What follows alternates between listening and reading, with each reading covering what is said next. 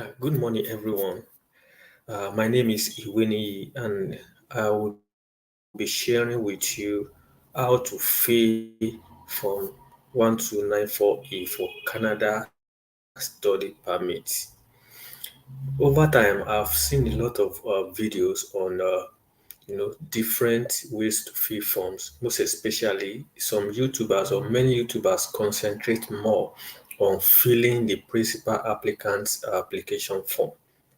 However, there are little or no content about how to go about filling the children's study permit application form. And if you are using the old portal, definitely you need to fill some of this form independently before you upload. There are many forms that you have to fill. Remember that for you to be able to fill the dependence application form, you need what we call a higher version of the Adobe Reader to enable you to download this form from the old portal, save them on your desktop, and fill. After filling them, then you now upload during the document upload.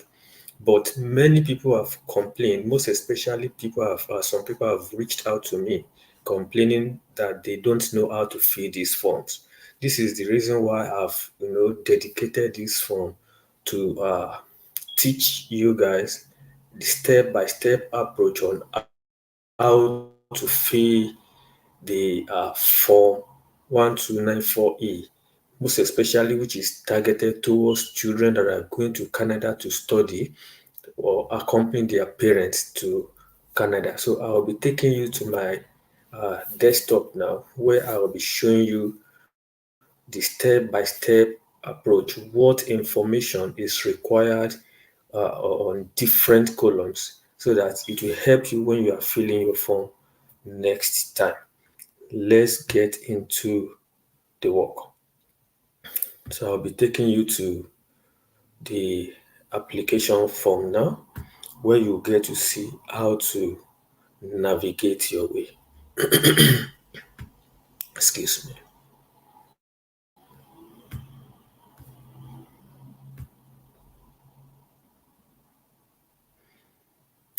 So this is the form I'm talking about. It says application for study permit made outside Canada.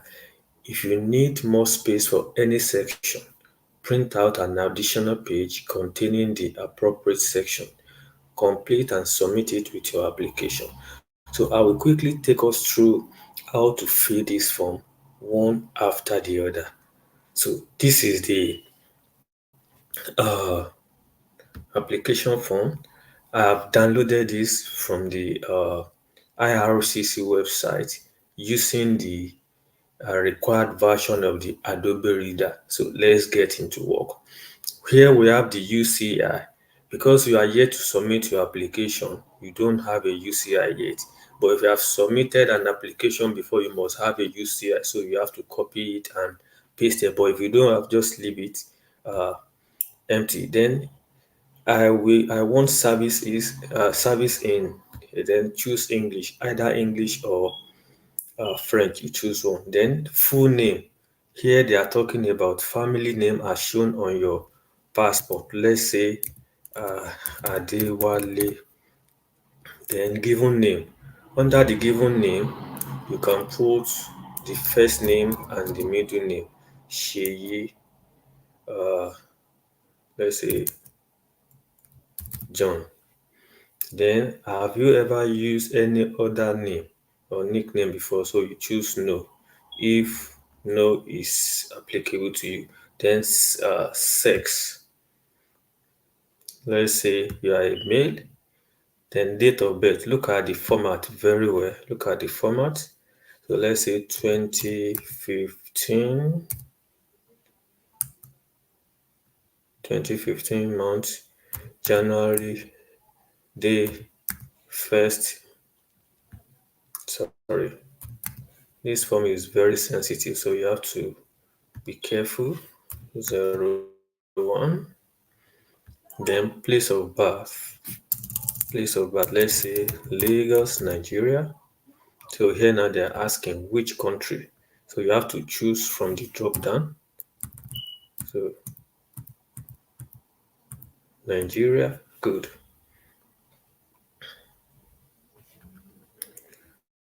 Nigeria, then so it's already citizenship, Nigeria.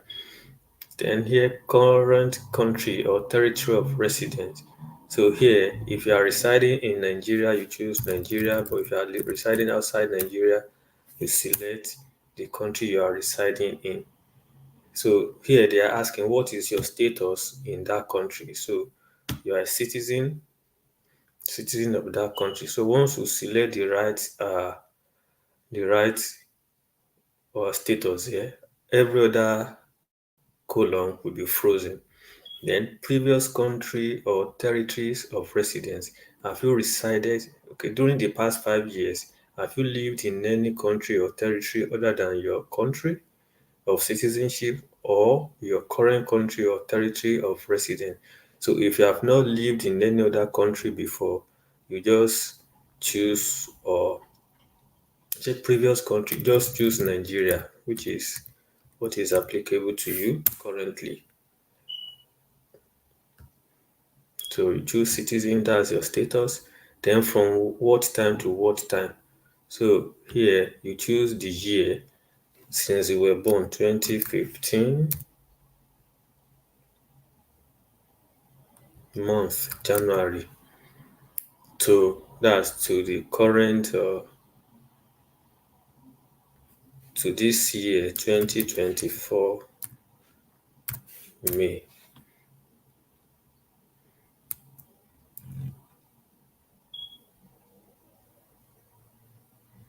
The format you enter in the following field is not correct.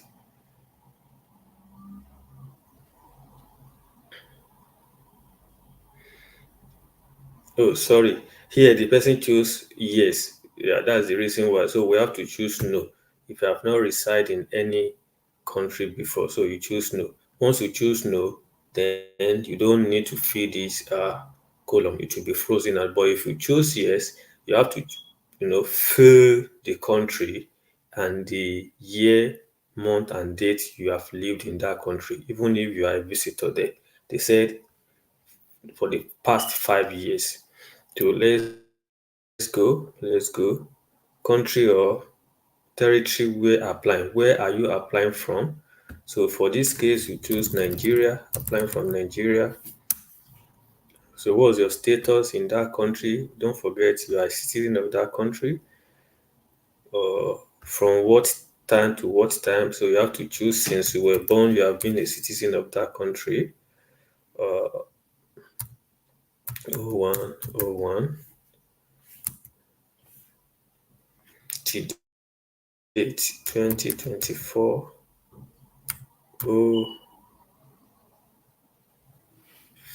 0505. This is just a kind of hypothetical analysis. So the personal details you enter in now is not correct. Nigeria, country or territory where applying, same as country. Okay, sorry. We have to. That's why you need to read the instruction very, very well. So if you choose no, then it will be giving you this information that this flag, it will be flagging. So let's say yes because we're applying from the same country. So once you choose yes, it will freeze all this place and so you can continue. But if you choose no, then you have to. If you're applying from another country other than your country of citizenship, you have to choose yes. Then you supply the correct information here. Then current marital status. So yeah, you click this drop down. It says single. Since you are still married, this is an application for a minor. So once you choose single, then every other information there will be frozen. We're frozen out. Let's go. Let's keep moving. moving. So, uh, personal details continue. Have you previously been married in a common law? This is a minor, so you choose no. Then the next one says language. What is your native language? You choose your native language. If you are Igbo, so you look for Igbo. Can you see Igbo?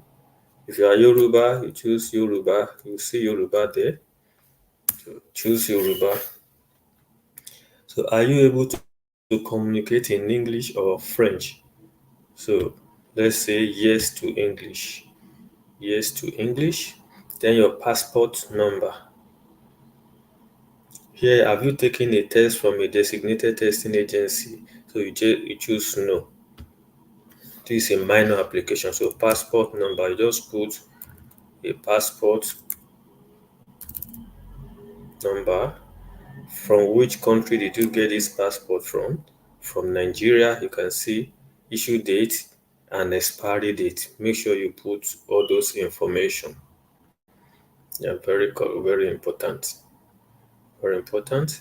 Then for this trip, will you use a passport issued by the Ministry of Foreign Affairs in Taiwan that includes your personal identification? So no. Since you have chosen Nigeria here, then this place has been frozen. You don't need to fill them. You can see they are not enabled for you to fill. Then national identity. Do you have a national identity? So if you have, you choose yes. If you don't have, you just choose no and you continue. Then are you a lawful permanent resident of the United States? No. If you are, you choose yes. Then you continue filling the application form. Continue. Then contact information. This contact information, so PO box, if you have PO box, you put PO box. Then your apartment, let's say apartment 2, street number 22, then street name, let's say Adeniyi,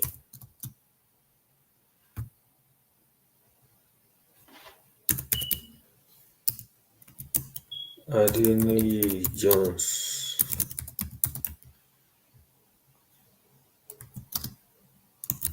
Ikeja. Then city, where is Adeniyi Jones? Lagos, that's Lagos. Which country? Which country? That's in Nigeria.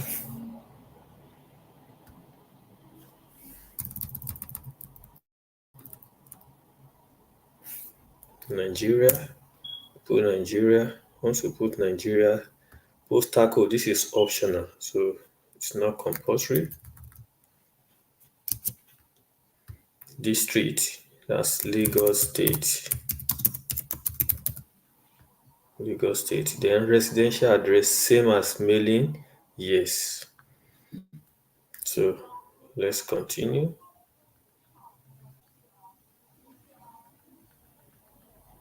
So here they are asking of telephone.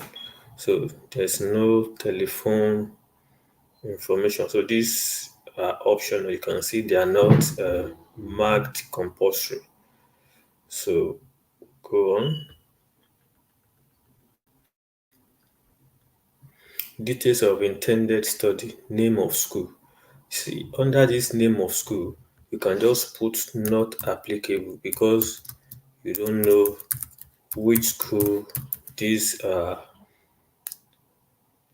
person will be applying to. Then here they said my level of study will be, since this person will be attending a primary school, so we have primary, secondary, PTCT, so different up to university level. So just choose primary. And once you choose primary, every other information there will be frozen. It will be frozen. My level of study, because it's a primary school, if it was a second, I mean a university, now, my level of study will be either degree, master's, or PhD. Then here they are asking of complete address of schools in Canada. So you look at the province. Which province are you going to be living? Is the child going to be live? So if your province is in Canada, so you choose, I mean, it's in Ontario, you choose Ontario. So once you choose Ontario, then Here they are asking of town. Let's say Toronto, Toronto, Toronto, Toronto, Toronto, Toronto. Then the address, or you can choose. You can put not applicable since you don't have an address yet. So because this person is attending a primary school, you don't need a designated learning institution number. But they are applying for the main applicant who is going to study maybe at bachelor's, master's, or PhD level. Definitely, there must be a designated learning institution number. Okay, this is the name of the school, so we don't know. Then my student ID is frozen because this is not expected to be there. Duration of expected study. So this duration of expected study will be the time in which the main applicant is going to study in Canada. If, for instance, the father is the main applicant and is going to study for 2 years, so when is his studying starting? To, for instance, 2024 September 16, then to when is the main applicant ending or finishing the study? 2026 09 30 years. So you put the same date on the principal applicant's letter of admission. Tuition, under tuition, just put 0000. Here, under room and board, you can just put 2,000. It's just hypothetical. Then here they say funds available for my stay. Here they are asking for the proof of fund. How much is a child accompanying his parents expected to pay as, I mean, expected to provide as living expenses. So you can just put, let's say, normally I think it's 5,005 something. So you can just put, let's say, 5,600. You round it off. Then my expenses in Canada will be paid by who? Say by my parents, because a minor. So put parents. Then we continue. Then here they are asking, sorry, this one I put 2,000. So sorry, that's a typo. Yeah. Here they are asking about education. Have you had any post-secondary education, including university, college, or apprenticeship? Since this person is a minor, so he or she has not had any post-secondary education, so we select no. Select no. So when you select no, all this field will be frozen out. So you are not expected to fill that. Then here they are asking of your employment details. If it were a principal applicant, you need employment details. Where have you been working before this application? So here they say give details of your employment for the past 10 years, including if you have held any government position such as civil servant, judge, police officer, major, member of parliament, hospital administrator. So, so since this is a minor, a dependent, you just put from here start date, or let's try to put, so this is not uh allowed. So what you do is you can look for maybe when did this child start attending school. Yeah, let's look for, okay, when the child started attending school. Let's say 2017. Let's say January. Here they're asking current activity or occupation. What is the child doing currently? We just put studying. It's currently studying. Currently studying. Then the employer, they're asking of which employer, just put not applicable. Then here they are asking, here they said from 2017 January to when? When is the child stopping? So you can put or you can put, for instance, when you are expected to leave Nigeria. So you say 2024, the month, just put September, or city, just put Lagos. That's where he or she is attending school. Territory, country or territory, that's in Nigeria. So province, just put Lagos. It's not accepting. So I think we are done with that section. We are done with that section. If it's a principal applicant, you can continue to fill the remaining ones if you have more jobs. They said for the past 10 years. So, but this is a minor. We are just trying to like put a kind of hypothetical information since this is a child not studying for now. So this can just show up for, you know, to uh, to replicate what we are doing so that this form will allow us to go. They know he or she is a child and not working yet, but they still want you to put something there. So now the next information here is asking about background information. You must complete this section if you are 18 years of age or older. So if you are 18 years or older, so you must complete this form. So this since this person is less than 18 years, so it's not compulsory we fill it. It's not compulsory. So that's that.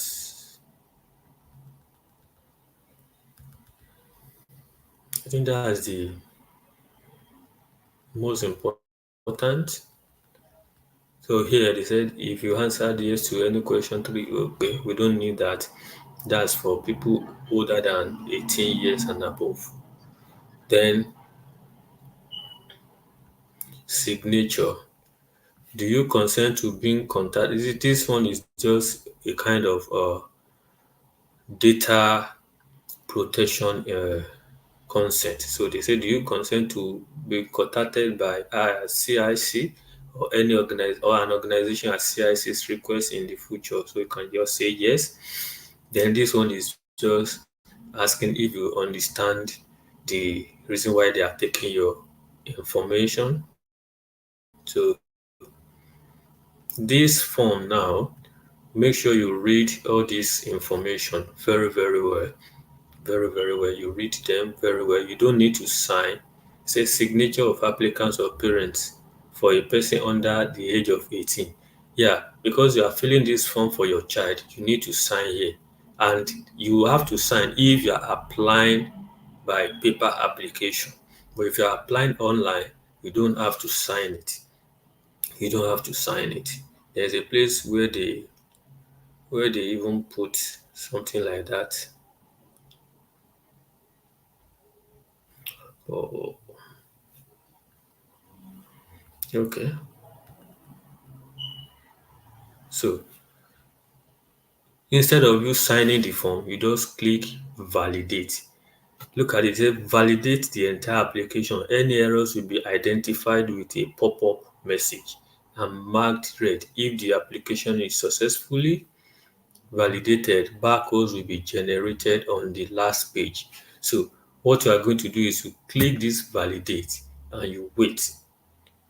You wait. If there's any part of this form that has not been fully completed, it will flag it red and take you down there to look at it. It says validation completed successfully. So this means that we have filled all the required section on this form. So it's going to generate a barcode for you. It will generate a barcode for you. And once this barcode is generated, that means you can see this barcode now. This is a validation that you have completed all the sections and you are good to go. So you can just go, click save. You save on your system so that it will be ready for you to upload when the time comes. So you click this save and it will take you to your desktop. Just give it a while.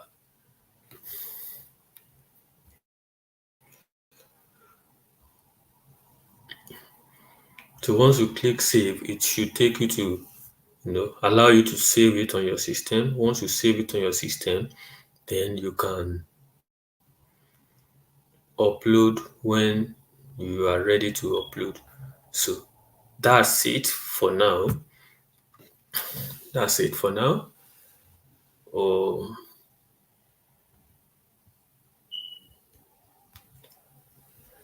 yeah. So that's the process. I hope you have been able to benefit from this section. I hope this is going to help you next time when you want to fill your application.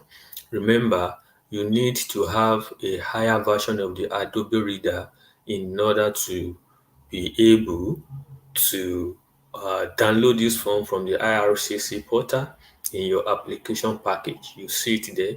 So once you get to where you are to download this form, you right click. When you right click, then it will give you some pop up. When you see the pop up, you just go there. From there, and you download, save on your system, then you are good to go. After saving it, you can now go to your system, open it, and fill the way we have just filled now. Then you are good to go. After which you have filled it, then you can return to it later to upload when it is time for you to upload all your documents. I hope this guide helps you, and if you need any guidance or if you are stuck or you have any question or the other, please do well to drop it on the comment section, and I will be glad to attend to it, give you the required guide or information. So, thank you. See you next time. I will be sharing another guide on how to fill maybe for the principal applicant or the uh, dependent, maybe the wife or the spouse who is also accompanying the principal applicant to Canada. But the reason why I'm starting with this is because based on all the videos I've watched, I discovered that people or content creators have focused their attention majorly on the principal applicants, how to fill form for principal applicants alone, leaving out uh, the dependents, most especially the children who are accompanying their parents to Canada to also go and study. Don't forget, if you are going to Canada with your children and you have a child who is maybe 4 years and above, so you are, you know, supposed to apply for a study permit for that, child. And if you're applying for a study permit for that child, there are some information that the form will be asking you to supply. So, which is what we have just demonstrated. And don't forget that when you are applying for study permit for for your child who is 4 years uh, and above, you don't know how much the school fees is. You don't know where the child will be schooling. This is why I've just demonstrated this hypothetically for you to be able to know what information to fill when you are filling this form. And I hope it's going to benefit you. So if you have any question, please drop this question, and I'll be glad to supply whatever answer you require. Thank you. See you in my next video.